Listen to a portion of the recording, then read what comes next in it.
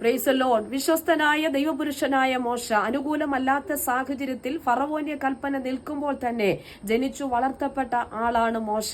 ഒരു വലിയ ജനക്കൂട്ടത്തെ നടത്താൻ നിയോഗിതനായ മോശ, വാഗ്ദത്തമുള്ള മോശയെ ഒരു ശത്രുവിന്റെ പദ്ധതിക്കും ഒരു കൽപ്പനയ്ക്കും തകർക്കുവാൻ കഴിഞ്ഞില്ല. ദൈവം തിരഞ്ഞെടുക്കുന്നവനെ ആർക്കും ഇല്ലാതാക്കാൻ കഴിയുകയില്ല.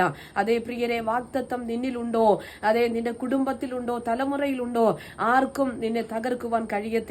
അതിന് ഏറ്റവും ഉത്തമമായ ഉദാഹരണമാണ് മോശയുടെ ജീവിതം. അനേക കാലഘട്ടങ്ങൾ തന്റെ ജീവിതത്തിൽ മുൻപോട്ട് പോയി. പക്ഷേ വാഗ്ദത്തമുള്ള മോശയെ തക്ക സമയത്ത് ദൈവത്തിന്റെ ജനത്തെ നടത്തുവാനായി യോഗ്യതനായി സർവശക്തനായ ദൈവം ഉപയോഗിക്കുകയാണ്.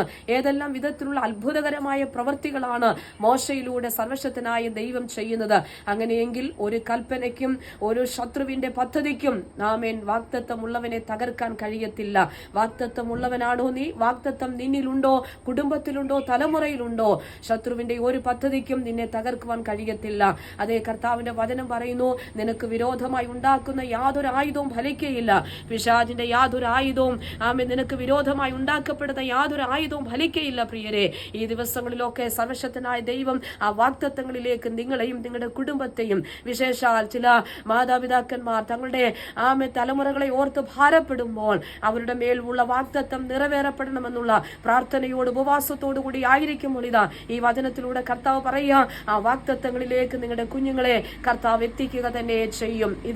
120 വയസ്സുള്ളവനായി മോശ മരിക്കുമ്പോൾ അവന്റെ കണ്ണ് മങ്ങാതെയും ദേഹബലം ക്ഷയിക്കാതെയും ഇരുന്നു. പിസ്ഗയുടെ മുകളിൽ നിന്നുകൊണ്ട് സർവശക്തനായ ദൈവം ആ വാഗ്ദത്ത ദേശം ഒന്ന് കാണിച്ചു കൊടുക്കുക. അങ്ങനെയെങ്കിൽ അന്ത്യം വരെ വിശ്വസ്തനായി നിന്ന മോശയ്ക്ക് വേണ്ടി വിശ്വസ്തയോടെ ദൈവത്തിന്റെ പ്രവൃത്തി അവനിൽ വെളിപ്പെടുകയാണ്.